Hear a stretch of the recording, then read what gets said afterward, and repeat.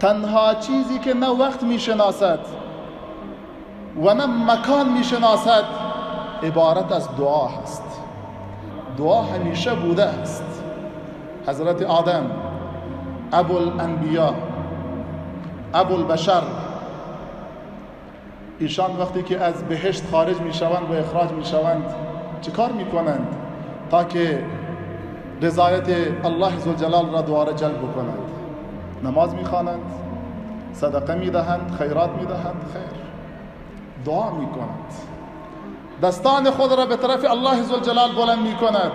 ربنا ظلمنا انفسنا وان لم تغفر لنا وترحمنا لنكونن من الخاسرین. وقتی که بنده مسلمان دستان خود را به طرف الله بلند میکند، در نیمه های شب راز و نیاز میکند، از خدا درخواست میکند، احتیاجات خود را مطرح میکند، اما وقتی که این نیازها و این دعایش مورد قبولیت قرار نمیگیرد گمان میکند که دیگر خلاص شد، این دعای من قبول نشد. اما این نکته را مسلمان توجه ندارد که اگر دعای توی مسلمان هم قبول نشده باشد ولی یک عبادت مستقل را شما انجام دادید، ثواب این عبادت را خواهید برد شما. چرا که پیامبر خدا صلی الله علیه و سلم می‌فرمایند ان الدعاء هو العباده، ان الدعاء هو العباده، دعا خود عبادت هست. و اذا سألك عبادی عنی فإنی قریب اجیب دعوت الداعی اذا دعان. چه کسی راستگوتر از الله؟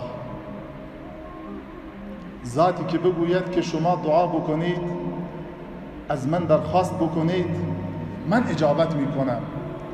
آیا شک و شبهی در آن وجود خواهد داشت که مورد قبولیت قرار نگیرد؟ این دعا که اینقدر عظمت و ارزش دارد سروران محترم، یک آداب خاصی هم برای خودش دارد.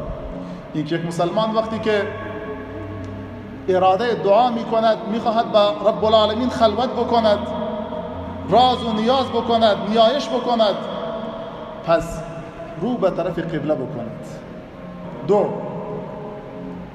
با یاد و ذکر رب العالمین شروع بکند دعایش را، با تحمید حمد رب العالمین، ثنا و صفت الله را یاد بکند و بعد از آن درود بر پیامبر اکرم صلی الله علیه و سلم را فراموش نکند. سه، اینکه دعا را با صدای آهسته و آرام مطرح بکند، اینکه در وقت دعا تضرع بکند، زاری بکند و حالت ترس و امید در وجودش باشد. اینم یکی از آداب دعا هست. و نکته دیگه این که دعا را با قاطعیت انجام بدهد، با قاطعیت کامل دعا بکند که خدای ذوالجلال این دعای من را حتما قبول میکند، حتما خدای ذوالجلال دعای من را قبول میکند و آن را رد نمیکند. امید صادقانه برای اجابت آن داشته باشد و اینکه در دعا یقین و اخلاص هم داشته باشد. این یکی از آداب دعا هست. در یک حدیثی است که پیامبر خدا صلی الله علیه و سلم می‌فرمایند که خدای ذوالجلال دعای دل غافل را نمیپذیرد، قبول نمی‌کند. کسی که دلش به الله نیست، روحش ارتباط به الله برقرار نکرده است، به طور نمایشی می آید و دستان خود را بلند می کند و چند دعایی مطرح می کند و بعد ادعا می کند چرا دعای من قبول نشده است. متاسفانه در جامعه امروزی من و شما هم این مشکلات وجود دارد. همین که چند نفری در یک مجلس می شینند بگین یک دعای خیر، دستا بلند می شود و فوری روی صورت می مالند بدون اینکه دعا مشخص باشد چی چیزی گفته شد. همین که از مجلس هم بلند می شود میگه یک دعای خیر، مشخص نیست که چی گفتم، چه دعایی و چه درخواستی کردم. در ماشین سوار می شوند، میخواهند به یک سفری برند، میگه دعای سفر، خلاص دیگه معلوم نیست، دستا بلند میشه خلاص. این که ادب دعا رعایت نمی شود. این دعا از دل غافل هست. این گونه دعا را خدا ذوالجلال کجا قبول می کند؟ باید خالصانه و مخلصانه و با یقین باشد دعا. بعضی ها گمان میکنند که دعا فقط مختص یک عالم هست، گمان میکنند که دعا مختص یک شخص متقی و پرهیزگار هست.